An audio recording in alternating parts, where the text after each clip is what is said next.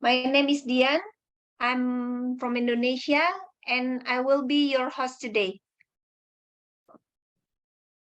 Do you guys hear my voice clearly? Yep. Okay, thank you.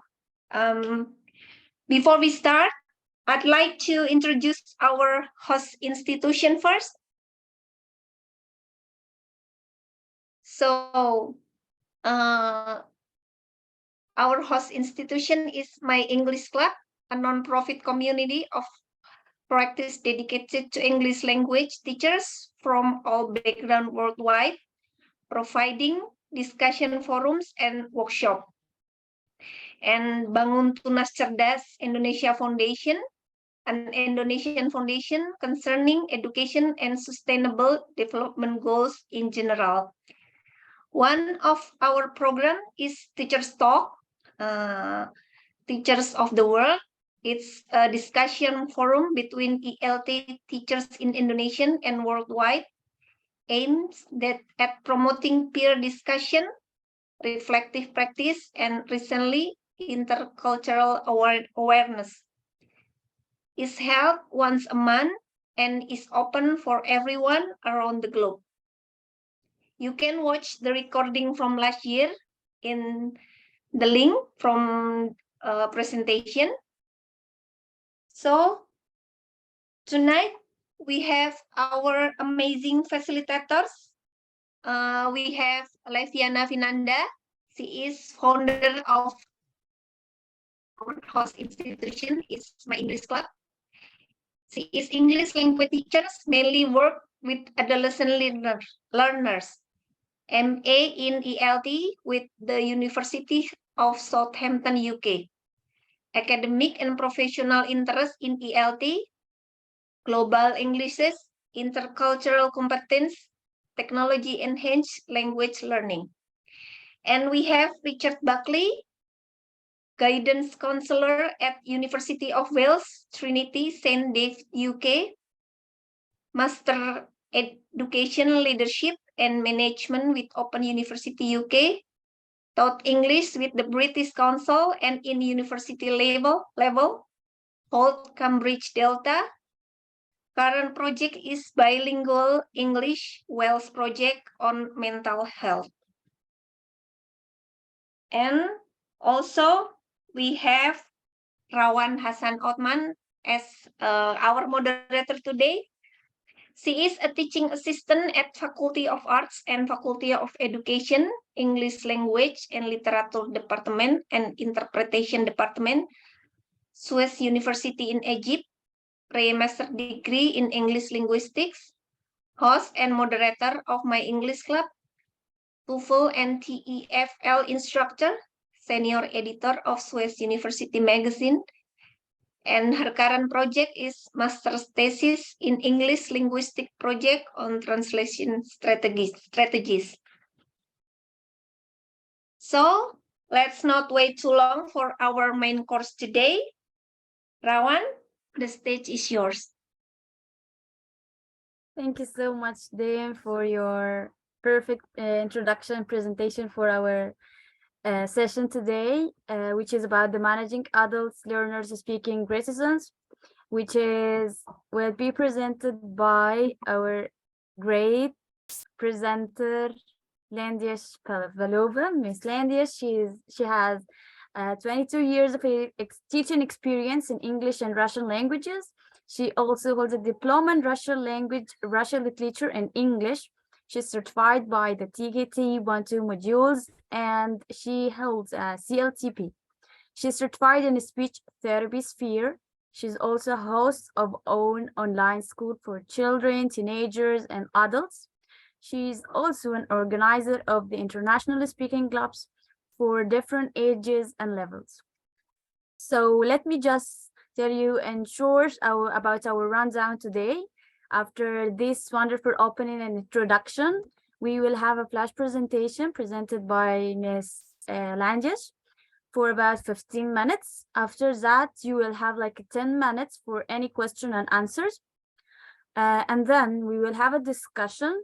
You guys will be divided into the breakout rooms. discussion in the breakout rooms will be for 20 minutes. After that, just make sure you have your with your team in the breakout room. You will have like a result of the discussion you have discussed with each other for about some minutes. Then Mr. Rick will give us the pedagogical review for about in 15 minutes. And then we will be finishing our careful session. So be ready. And just for the code of conduct, please guys, write your real names. Make sure that your video is open, and make sure that whenever it's possible for you guys anyways, so make sure that you remain mute during the presentation and the sharing session. And let's have our discuss today. Let's go. Oh, sure. For the breakout rooms, you are welcome to. We will get to know each other. We will discuss the topic based on the experience and the knowledge here. So we will have some questions to the guide and the discussion. So just make sure that the discussion questions with you, you can screenshot the questions so we can discuss it with each other in the breakout rooms. And let's go. Ms. Landysh, the floor is yours. So, hello everyone. Glad to see you here. Oops. Oh, I am in the center. Okay. Okay, let's go. So, thank you for this honor and to participate again, and the chance to share the idea which I've been working on during the last month. And I want to share it's like a research project on my own way, because I found out that there are a lot of problems to improve their speaking skills of adult students. Of course, I have a great work experience. I have been working for 22 years with the students. Okay, and I'm sure you are always teachers, and you know everything about the teaching and ways of teaching. You know how to choose the material for the for the lesson. You know everything, what kind of material will be better for your students. You match the personal, for example, and differentiate the material. Everything is great, but sometimes I have the questions from my students. They ask me, oh, I want to speak fluently, much fluentlier than I speak now. Or what's the problem with my pronunciation? I want to pronounce better. Or another one, why I don't speak as fluent as the other student or another people? Okay, I don't have enough information or knowledge about it. Okay, I know that we can drill, we can practice, we can train. I organize the speaking clubs. We collaborate with the teachers around the world, with my colleagues or with other students. We organize some kind of WhatsApp groups for communication between the students of different levels.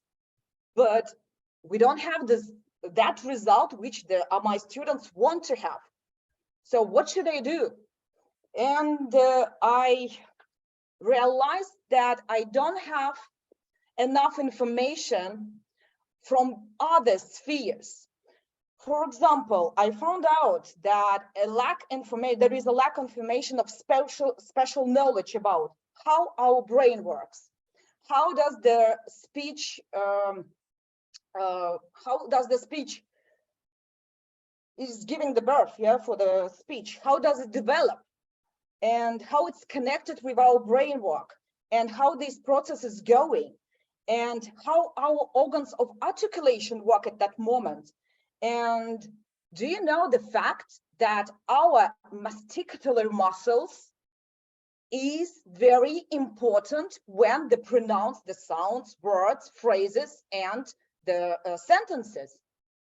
Okay, and I found the specialists in different spheres. There are 4 points around this topic. The first one, I questioned the specialist in sphere like a dentist and kinesiologist. The second point is the speech therapist or speech linguist. The third one is a neurolinguist. The fourth one is the psychological specialist, psychotherapist. Okay, and the first point I asked from the speech linguist, speech therapist, about how does the brain work and how does it connect with our speech. And do you know the fact that these organs are connected? And it's very important. First of all, we hear the information, the phonics, the sounds, the words, the phrase, then the information goes to our brain. And this impulse is going to the organ of articulation. So I will give the result of experience, it's me. So I will be the object of the experiment. You know, I live in Russia, and my nationality, I am a Tatar. And it's the part of Russia. You know, maybe there are a lot of nationalities in our country. We have our own language, different religions, and so on and so on.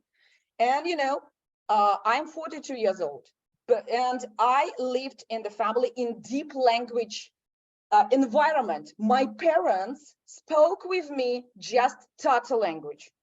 But, you know, I don't speak. And now I cannot speak my native language. How it happened? So I'm the object of this experiment. Why I cannot speak Tatar language? I understand everything. I can read. I can translate. I know everything about grammar structures or vocabulary. Why I cannot speak? And if we know how the brain works, I heard the information. I had this impulse in my brain, but I didn't speak.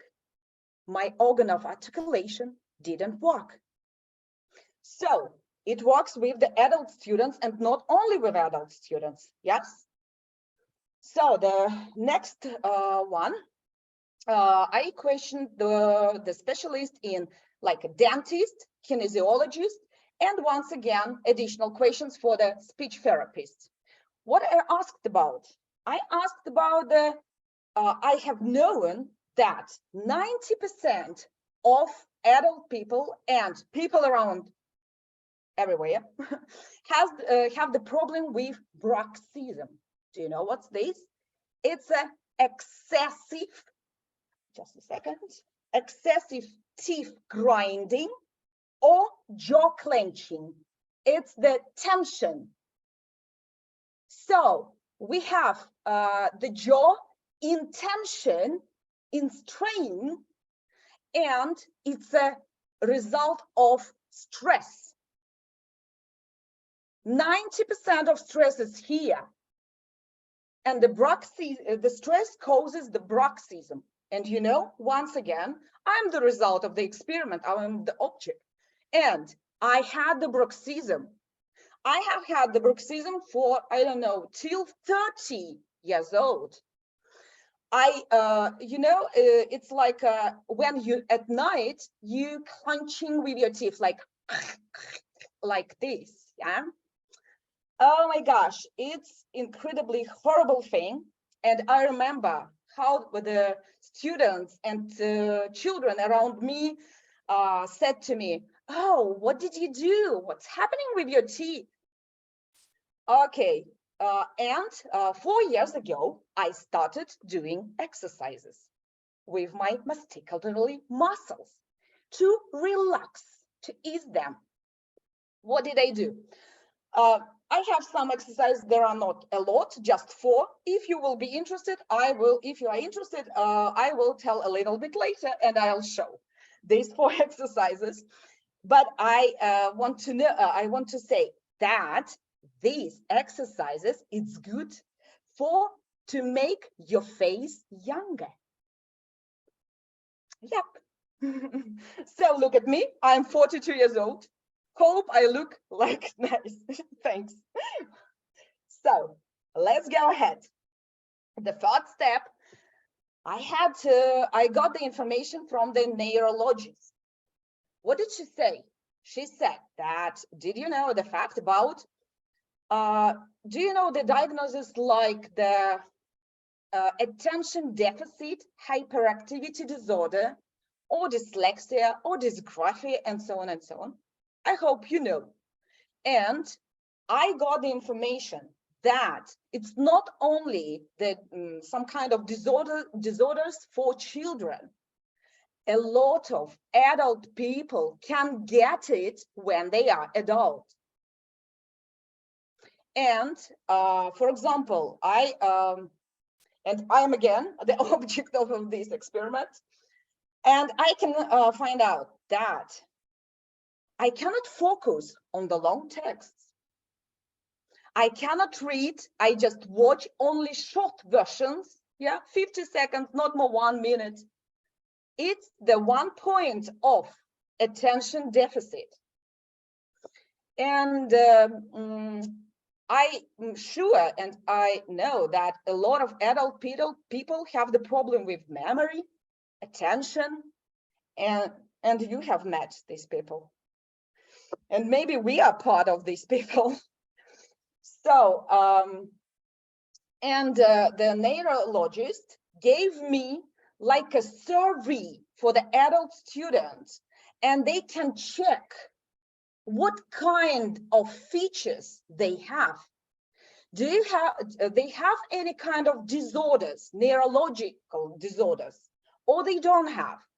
And if they have this information about themselves, it will be easier to find and match and the material for the lesson and the way of teaching. So it's not difficult, but of course, some points of this survey, you need to go to the specialist, but I'm not a doctor. I'm not a specialist in this sphere. I can give just the information for the adult people. If they read, if they get more about this problem, maybe they will realize that they need help. And they will understand their children better, how it's difficult to get the information, to study, to learn something new. And the last point is the point from the psychotherapist. Okay, it's the greatest, but of course we cannot give the diagnosis and we cannot say that you have the problem. But for example, if my student asks me, I want to speak much fluently, okay, I should give them 3 questions. The first one, fluently as who? And who is this idol and example for you? It's the second question. And the third question, why do you need it? What will happen and change in your life if you speak fluently? As someone like someone else. Maybe you have some special traits of character when you're not able to speak faster, It's your feature, it's your individuality, accept it. And the psychotherapist gave me the survey of 16 questions. And if you have the problem or some kind of question, you can go through this questionnaire, and it will help you to realize where is that point which is harmful, maybe not useful, which stops you to move ahead. So these are 4 points, and I'm at that period when I am preparing the special checklist for my students in these 4 spheres. And I will hand out this checklist and they will check themselves and ask the questions on their own way. Hope it will be useful and helpful for them. And usually I have the first, like a trial lesson before the chain of lessons, the system of lesson, when we communicate and I tell about this kind of problems which they can have, or I will show what we need. We need to speak, hear, impulse, and goes to the speaking, yeah, organ of articulations. Let's speak. Of course, some people, I have the students who is absolutely frightened of speaking. I gave them different chances, opportunities to start, and this checklist should help them to understand which way is some kind of hole which they should jump over or overcome. Yeah. So this topic is really significant and something essential for me. Hope it was also as useful and helpful as it was for me. Thank you for your attention. If you have any questions, I'm ready to answer.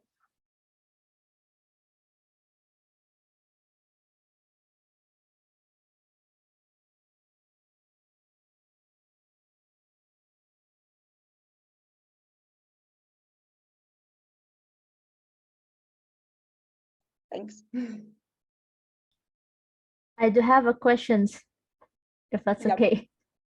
Yeah, yes, of course. Yeah, thank you. Now, Landysh, thank you for the very, very interesting and, spark lots of ideas kind of presentations. And no, it's not a question actually, but it's a request. I would like you to show us the practice that you mentioned before. I think we have time. If you can show us some of that. Yeah, it's really short. It's short. Okay. So four most important exercises, even for children, because I have some children who has the same problem. The first exercise from the speech therapist. She offered to take just a pen. It's easy to take the pen. So easy, yeah. And just a second. Maybe I'm ready to show you the picture of masticulatory muscle. Yeah, it's here. Yeah, this. And the problem is here. So we put the pen on your cheek and roll. And it's painful. It's painful. For me, it's not painful because I've been training and practicing for 4 years. But usually and typically, it's really painful. And for with children, you can play just roll faster, roll slowly, roll faster, roll slowly. The adult student can do it before the class, if it's a shame for them. Yeah. So the exercise from the kinesiologist. Just a second. Kinesiologist. She recommended between you feel the strain, the tension, if you feel, like an osteopathy advice. Just press, find this tension, press during 2 minutes. It will be enough. Because I have the problem with the spine, and maybe some people have known, I last summer my legs stopped moving, and I stayed in bed. Yeah, and it's the same. I had the same exercises, but not with the jaw. I had the same exercise with my ankle and with my back. Press into this point. 2 minutes. Then you can do buccal massages. Put your thumb inside and relax this muscle.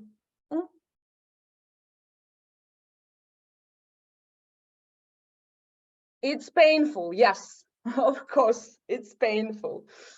And the last, every morning I do, ladies, it's really good exercise. Every morning I put the soap on my face and do the exercise. Like I relax my neck this way and this way, and then jaw. And then I open a little bit mouth like, and relax this. It's, but on the oily face, okay? And then eyes, and then forehead, then finish. So maybe I'm a good result of experience, hope. That's it, just for. And of course, if you have the deeper problem, these muscles are connected with our anapophysis on the head, and then it's going to the neck. So you should relax, and these lines as well. But maybe it's better to visit the specialist, kinesiologist, osteopathy, manual therapist, who can help you professionally. But these 4 exercises, it's easy. And then sometimes be aware, please, don't repeat. This exercise is not good, but you can see these exercises on YouTube. My dentist specialist said, please don't do so.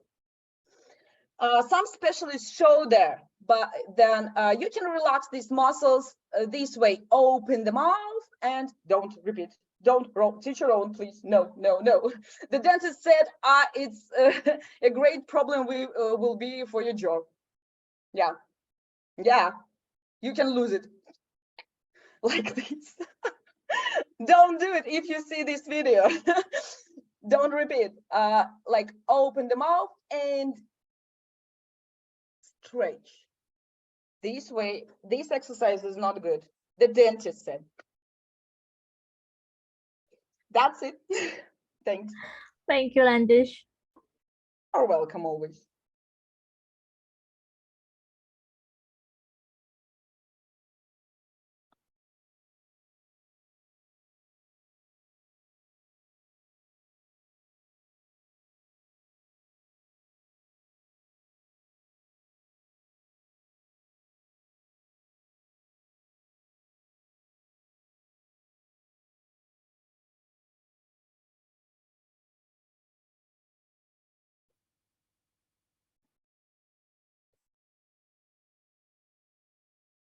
Thank you, Ms. Landysh, for this wonderful presentation and these perfect exercises.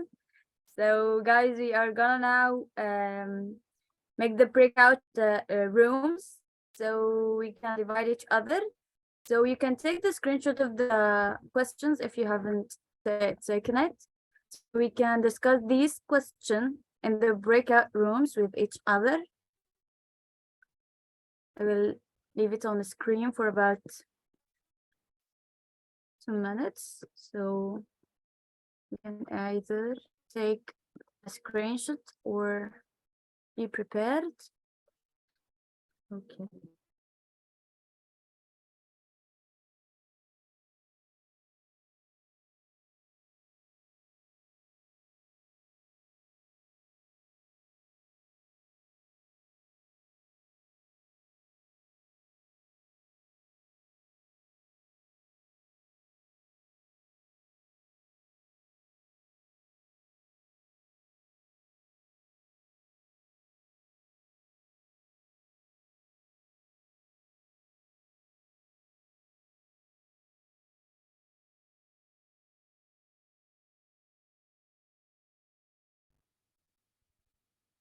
Rawan, sorry, do you think you can move me to room 3? Because in room 2, I can see there's Richard Like there.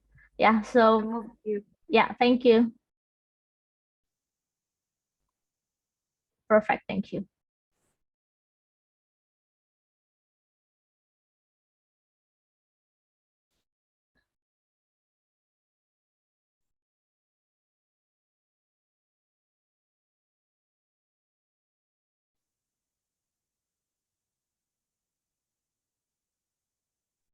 So guys, let us discuss the result of the perfect discussions we have just discussed.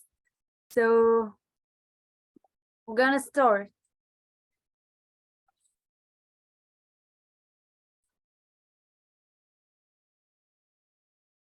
Who is in room 1? Yeah, I can't remember my own group. What was my group again? Mbak Doti, are We we? are in breakout 3, I think. Okay, so we are the last. So maybe group Room 1. 3. Yeah. Yeah. Okay. Maybe someone from room 1 has to start.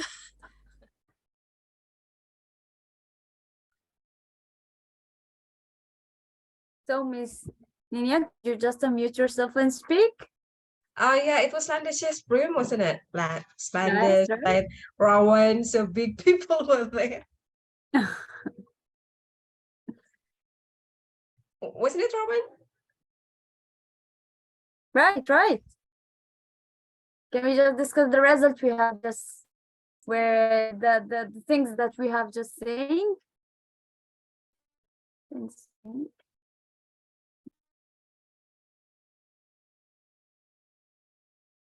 Yeah, sure. Go ahead.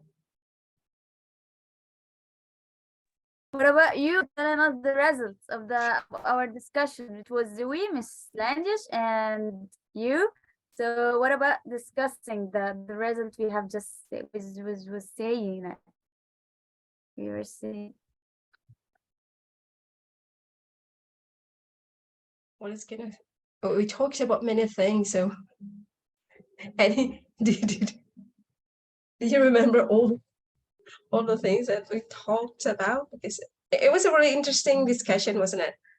I was really lucky to be there, but I don't know if I can do justice saying the result.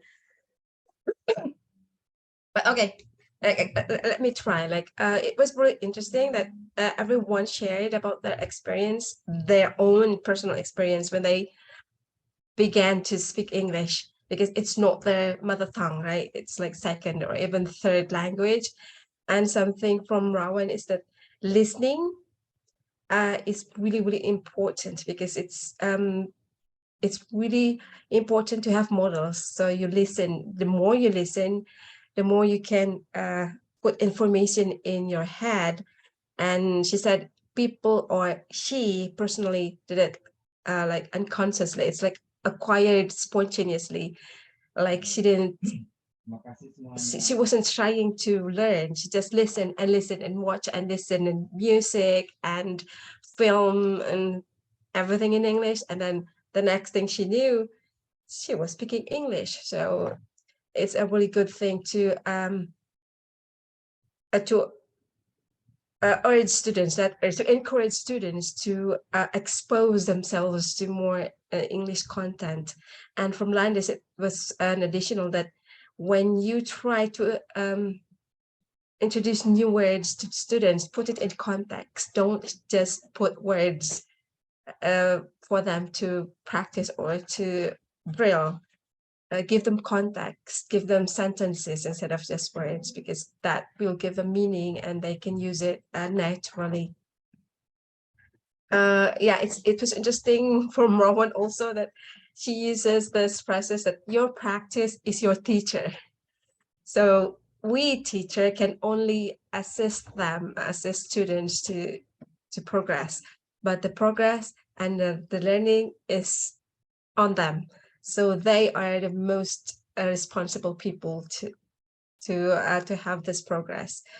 And yeah, I couldn't agree more, because that's it. I mean, if they have the motivation, they have the spirit to learn, to practice, then they will have progress. And it's interesting also from Landysh that when you have a club or you have a conversation class, you make sure that you make them prepare themselves before they go to the conversation class. Give them quizzes, give them practices, give them phrases that they can practice on their own. So when they come to the class or to the club, they come ready and they are confident that they can contribute to the discussion or whatever speaking activities that they have. So I think, yes, it's really interesting that, yeah, it's a really good idea to do that. Thank you for that. And also, not just to speak, but prepare them to ask questions to others. So give them reasons to ask questions, give them the topic beforehand so they can prepare their questions, so they will not just stay silent. And then it's okay from Zoya, it's okay for the students to be silent in the class, because there is a silence period that they are taking information. Maybe they don't know yet what to say, but they're taking information, and in time they will participate in the discussion. So we have to respect the right to be silent for a moment, because there is a silence period, and it's important to create an environment where people have the same aim and propose. So they will they will create the atmosphere to share and to speak to each other, like with ease, gladly. They will do it gladly without any stress. And from Zoya, teach the students to be polite. When you respond, give full response instead of yes, I do. It's like, do you like film? Yes. No, but teach them to, yes, I do. I like film, this. How about you? That's the right way to respond. And when we teach them that, they can speak to each other more fluently, because they share with each other. Maybe that's some of the things that we discussed. Rowan, Zoya, and Landysh, do you have anything to add?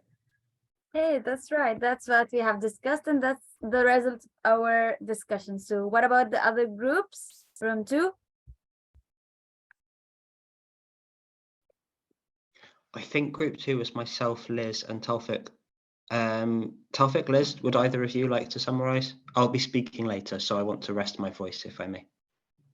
Okay. So what about room 3? I mean, room 2 can share first, I think. Either Taufik or Liz, if you would like to. Okay, so I'm gonna give some points about There we that. go. So yeah, we have discussed about that the problem that reticence in the students, and like we have mentioned like some solution, right? Yeah, to give like the students different activities, to engage them in the different activities in a formal class, not just a formal class, they're following a curriculum or something like that, and also make them in group activities. They help the student more to speak more, to share their ideas, and also to give like exercises or activities that describe the environment. Like if you talk about something that they don't know or something they don't relevant to, say that they normally they couldn't speak, right? So that's why we agreed to understand the culture first, give them a group activities, try to understand like their learning style too, because there is some students, even if you do all of this, there is some students, they couldn't how can I say, they couldn't reply to your exercises or activities. So that's the most important thing that we share in our group. That's what I remember. If you have any other thing to share, Mr. Richard or Liz, yeah, go ahead.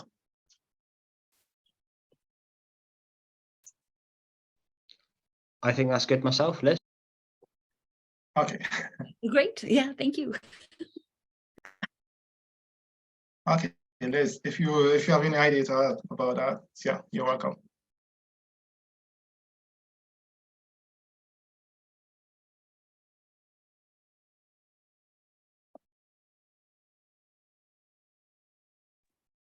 Oh, sorry, I thought it came on. No, and I've been here. Yeah, no, that was great.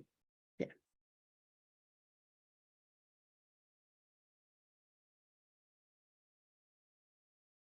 So I think that's all. Yeah.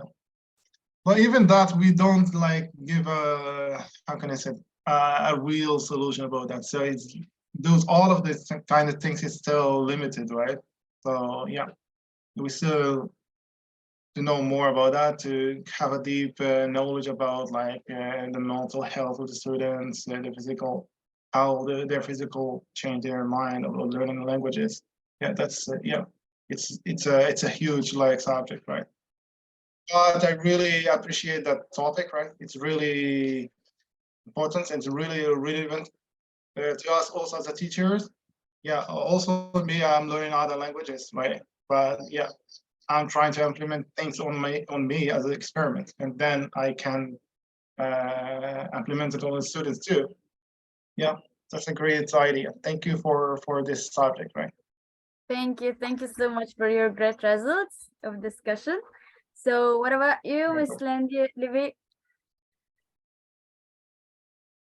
Yeah, So in room 3, we've got three people actually, but then 2 of us has to leave earlier because they should teach.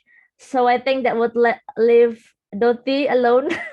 Sorry, you have to share the result of our discussions. Yeah. Yeah, go ahead. So my friend's leaving me. So I was in a group with Miss Hamna and Mary.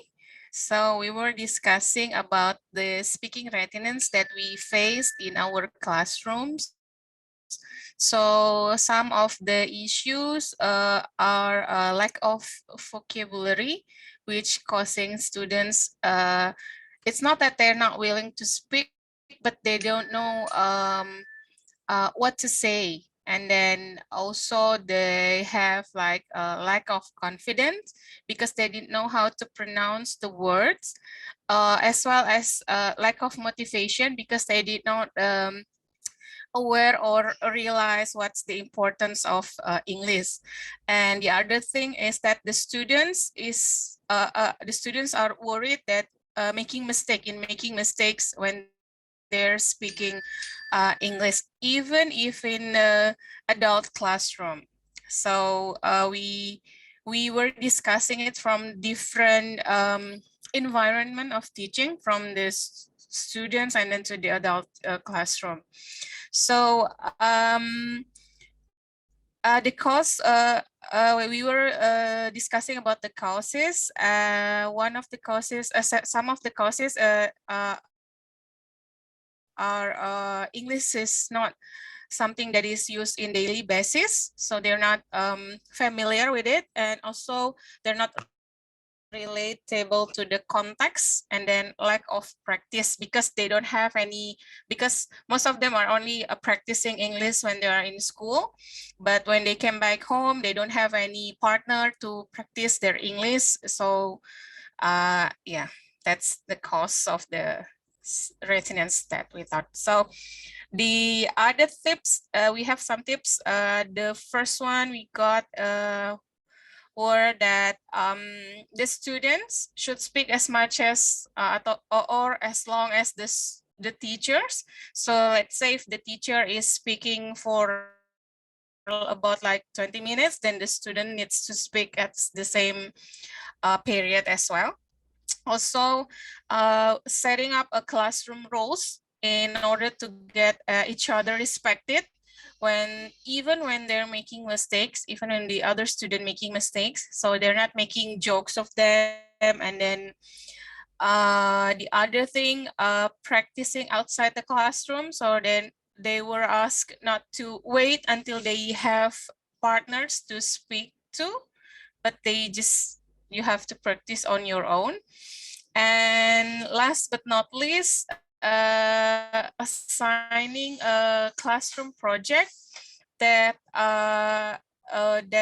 forcing the student to speak, to have a higher speaking activity with expatriate, so they have like more exposure in speaking English. I think that's all from us. Do you have anything to add, Miss Levy? No, I think it's fine. Thank you.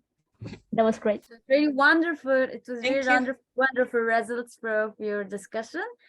So now let's have the exciting pedagogical point of view by Mr. Rex. So we are ready to listen. Sure, thank you very much. That was really, really interesting discussion. So thank you for everyone's contributions there. I think it's fair to say that speaking reticence is something that all of us experience in our classes, regardless of the age group that we're teaching or the type of class. There are students who come with speaking reticence. Generally speaking, and I found Landish's presentation very refreshing for this reason. Usually we look at speaking reticence firstly as a behavioural issue, particularly if we're talking about young learners. We're thinking, oi, children, you should be speaking. Teachers told you to speak. Why are you not speaking? What's wrong with you? We must treat this as a behavioural disciplinary matter. And that tends to be our first go-to. When we think about it in a little more detail, we tend to analyse speaking reticence as a matter of maybe cognitive factors, factors that affect thinking, factors that might concern how the student is processing the language, so cognitive factors. We might be thinking of affective factors. We're thinking of the student's mood, of what's happening with them emotionally, maybe motivationally, and then behavioural.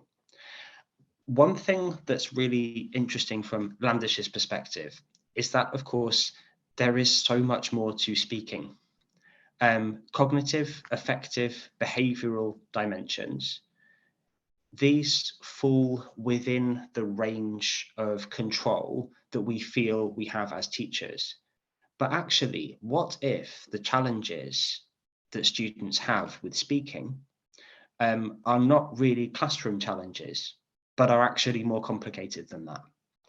And that's where Landish's perspective is really unique. And I've always felt, if I'm honest, that teacher training doesn't spend enough time thinking about the things that we can't control. That teacher training doesn't open itself up enough to the possibility that actually maybe we can't control everything and we have to involve other professionals and we have to look at things from perspectives from outside the classroom. So Landish's contribution here is really welcome, and it's a really positive thing to look to other professions, look to other areas of professional practice and ask what insights can they contribute to classroom issues. Of course, it's important, by the way, that we actually work on our classroom practice as well. Of course, we have to do the things that we can control too, but it's really good to look beyond and to see, well, what else is there? Landysh also shared that very personal experience of growing up, in principle, a bilingual speaker of Tatar, but in practice, actually struggling to speak it. I've given this some real thought. I also live and work in a bilingual context. I live and work in Wales, which is a bilingual nation where Welsh is the official language, although English is the dominant language in reality. I know personally plenty of people who were educated bilingually in English and Welsh, but who cannot speak Welsh. They can understand everything, they can translate everything, but if you ask them to speak it, they just kind of freeze. Yesterday, as it happens, for disclosure, I'm not a bilingual speaker of Welsh, but I can speak Welsh. Yesterday, I was at a funeral. The funeral was for a Welsh speaker. Most of the funeral service was conducted in Welsh, and I spoke briefly to the family. For the first time ever since moving here, I couldn't speak. I was completely frozen. It wasn't just emotional, it was also, I realised I've never been to a Welsh-speaking funeral before. I don't know what people talk about at funerals in Welsh. I don't know what people talk about at funerals in any language, really. I don't go to them very often, but I'm more confident in English at a funeral because I've been to more of those. I genuinely, I mean, I know how to say in Welsh, I'm sorry for your loss. I know how to say in Welsh, please accept my deepest sympathies, but I don't know I don't know how the conversation works in Welsh. That may sound strange, but if you think about it this way, very often, how to say something isn't just how do you say the words, it's also how am I supposed to behave in this situation? What behavior is the teacher expecting from me here? What behavior are my classmates expecting from me here? If I say something that's 100% accurate, but sounds awkward, will people remember me for that? These are cognitive and they're also affective factors, but they're also social. They go beyond simply what happens in the classroom. They're also to do with who we are, how we want to come across, what point we're trying to make, how we see ourselves fitting into this class as a shared experience. They even communicate things about our values. What values am I projecting at the moment? When you're doing that in your first language, that can be quite tough. When you're doing it in your second, it can be even harder. That experience yesterday, I hadn't really thought about it that much until we started talking about this topic. And I recall, goodness, it's true, because I actually froze in that moment. I just didn't know how to have this conversation. I knew the words in theory, but I just didn't feel confident managing a conversation on this when you think about everything that's involved in managing a conversation. So this then perhaps raises another question. A funeral, by its nature, is a difficult setting. It's an emotionally challenging setting. Are classrooms emotionally challenging settings? For us, they shouldn't be. If we're professional teachers, we should be able to create classroom environments that are friendly and welcoming. Do our learners necessarily see them that way? Do our learners maybe come to them assuming that what they will face is judgment? Even if we've done everything we can to make them welcoming, if we're talking about adult learners, if they've had endless horrible experiences at school, which stopped them learning English for many years, where they didn't feel confident speaking out loud in class, they've now signed up as an adult for an English class. We're not just teaching English, we're trying to overcome potentially quite traumatic memories of what school would have been like. And let's not forget, a generation, 2 generations ago, schooling was much more tough when teachers were openly allowed to hit kids, for example, which was the case in many cultures. You could be bringing back some quite difficult memories there. And even if you work very hard to create a friendly, welcoming, inclusive environment, there could be quite deep issues going on there. Issues that go beyond simply a question of a learning difficulty, but that actually have shaped that student's whole experience of what education is, of what the classroom environment is, of the power that a teacher holds, of the power that their peers might hold in that situation. How conscious are we of these things? I think it's important to give them some thought. It's important to be aware. It's also important not to overthink it. We can't control everything. We can't change everything. We can do our best to create a welcoming environment, but we are also not psychotherapists on the side. I don't know, unless maybe some of you are qualified psychotherapists, but even if you are, you would know that you can't practice psychotherapy while teaching. We can't address all of those issues in the classroom, but we can at least be aware of them. And we can at least be thinking, okay, when we design our tasks, we're not just creating an opportunity to learn English or to practice a certain skill. We're also creating an environment in which we're trying to get the student to display their values and to kind of be their best self. And that for them, this might be more than simply just saying something. There could be all kinds of other things going on here. And I think as long as we're aware of that, and we're willing to look back at our task design and our activity design as appropriate, then I think we're on the right lines. So that concerns some of the maybe more challenging issues that fall outside of a teacher's normal role, but we might become aware of. Landysh also made reference, of course, to some of the physical barriers to speaking that students might bring to the classroom. And again, while we can't necessarily change those things, we can certainly be aware of them. And we can certainly think, okay, if I'm conscious that this might be a factor, how does that influence my task design? Do I need to maybe be more adaptable? Do I need to maybe be thinking about giving students more time to prepare? Do I need to perhaps allow for breaks?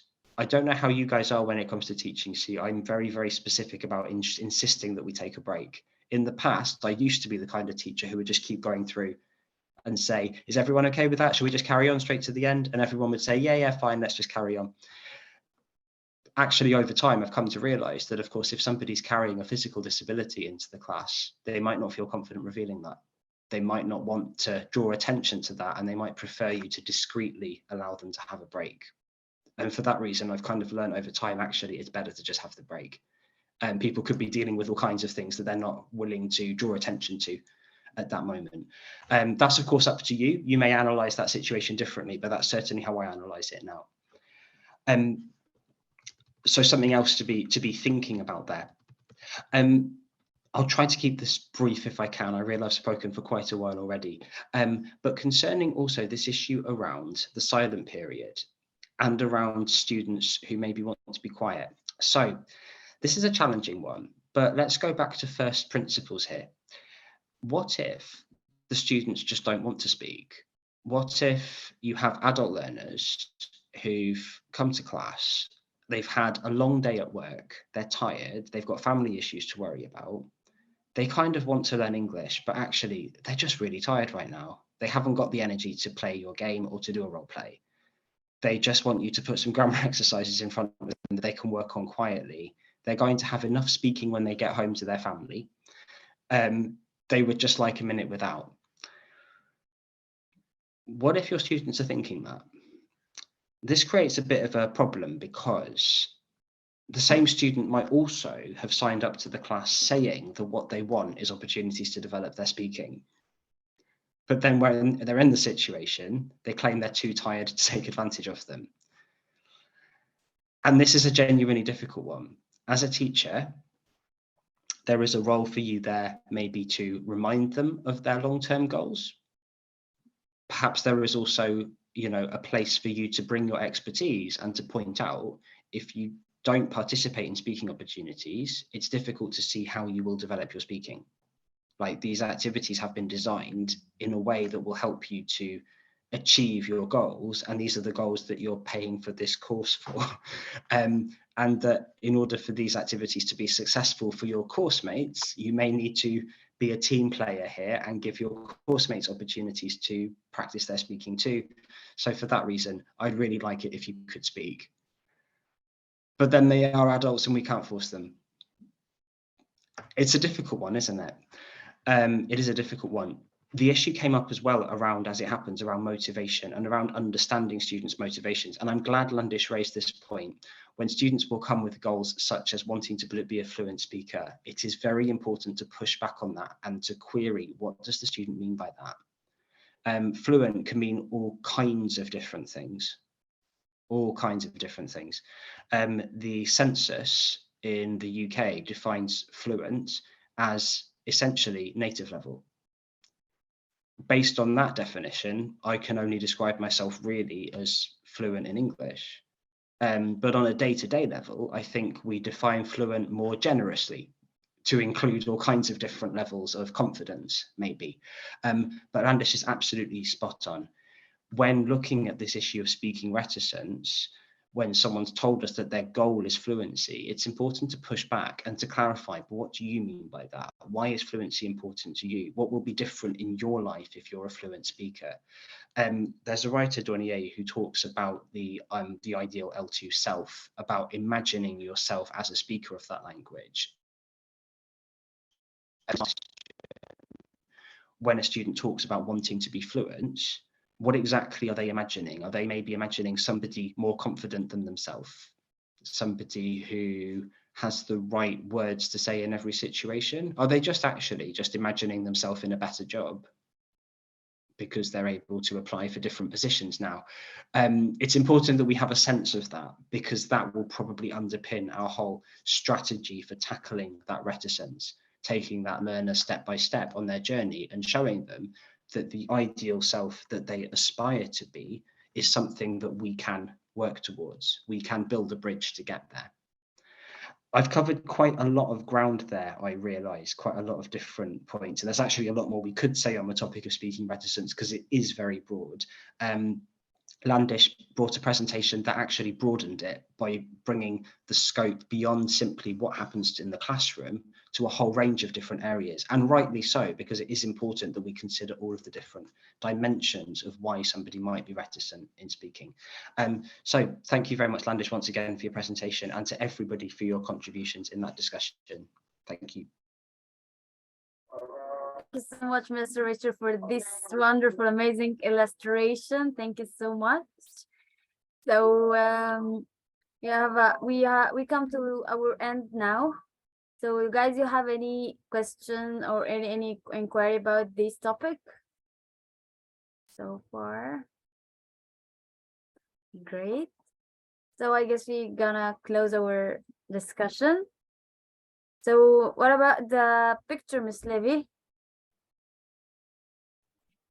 Yeah, sure. I'll help with the screenshots. But maybe Dia needs to say a few words before we end. Yes, Oh, of right. course, yes. Yeah, I think the topic today is very interesting, especially for me, I think, because I'm the one of the adult learner that you all teachers mentioned about. So I follow the course. I do everything in English, even I write in English very well, but still I have residence to speak in English. So yeah, I think I have a lot of insights today. So thank you very much, Mr. Richard, for that you explained, and Miss Levy, the two of you thank you for facilitate us today for our discussion, and thank you, Rawan, for being our moderator. And thank you, everyone, for joining us. I hope everyone can get the insight from today's topic because it's very interesting for me.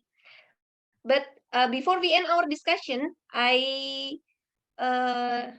could you please everyone fill in the feedback form that I just sent in the chat? That's a link over there. It's for our improvement. And open the cam for photo session for us. Okay, Miss Levy, can you do it for us, please, to take the picture Yeah, for us? Sure. Unfortunately, many of us have to leave earlier because they've got jobs to do. But let's just take a pictures with those who have left. So 3, 2, 1, cheers. Yay. Okay, once more. 3, 2, 1. Okay, thank you. Okay, it's a wrap. Don't forget to fill in the form and